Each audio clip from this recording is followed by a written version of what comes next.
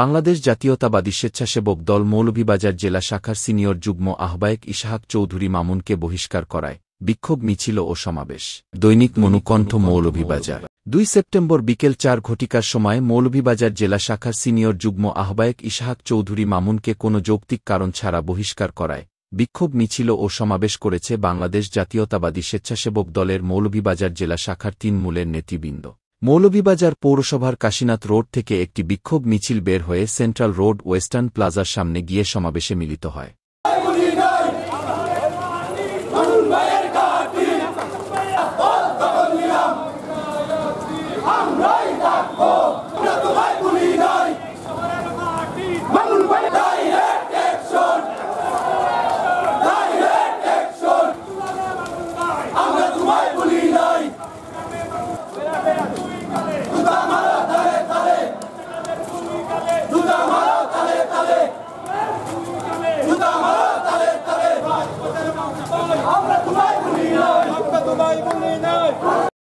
এ সময় উপস্থিত তৃণমূলের নেতৃবৃন্দরা উনাদের বক্তব্যে বলেন,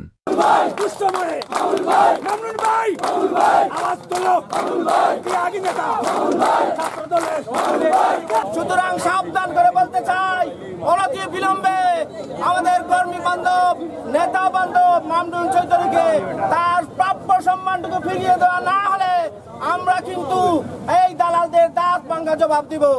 দীর্ঘ 17 বছর যিনি রাজপথে আন্দোলন করেছেন ছাত্র রাজনীতিকে করা এই ইসহাক চৌধুরী মামুন, তিনি 17 বছর মৌলভীবাজার জেলার সিনিয়র যুগ্ম আহ্বায়ক দায়িত্ব পালন করেছেন।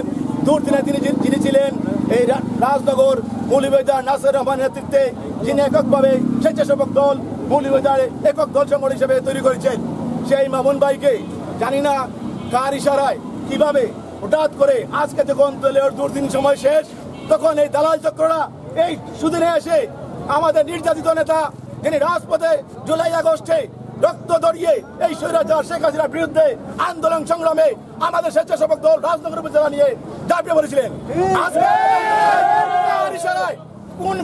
কার ইশারায় আমাদের আজকে সিনিয়র যুগ্ম আহ্বায়ক ইসহাক চৌধুরী মামুনকে আজকে স্থায়ীভাবে বহিষ্কার করা হলো। আমি কেন্দ্রের লিডারের দৃষ্টি আকর্ষণ করছি, আমাদের তারেক জিয়ার দৃষ্টি আকর্ষণ করছি। আজ তারা আমাদের এই মৌলভীবাজার যারা দুর্দিনে আমাদেরকে সহায়তা করেছেন, দুর্দিনে যিনি বিএনপির স্বেচ্ছাসেবকের হাল ধরেছেন, ওনাকে ন্যায় বিচার দিবেন এই আশাবাদ।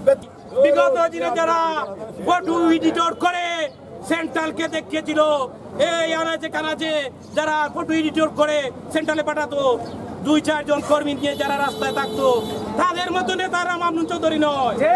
মামুন চৌধুরী রাজপথে সম্মুখ সহযোদ্ধা, পুলিশের সাথে সরাসরি যুদ্ধ করে রাজপথে টিকেছিল, সেই হচ্ছে ইসহাক চৌধুরী মামুন। আমরা চাই এখনো ভালোই উনাকে উনার পদবি ফিরিয়ে দিয়ে সম্মানের সহিত উনার পদবি ফিরিয়ে দিন, নইলে যেই দালালরা আছে তাদের পিঠের চামড়া থাকবে না। দৈনিক মনুকণ্ঠ মৌলভীবাজার।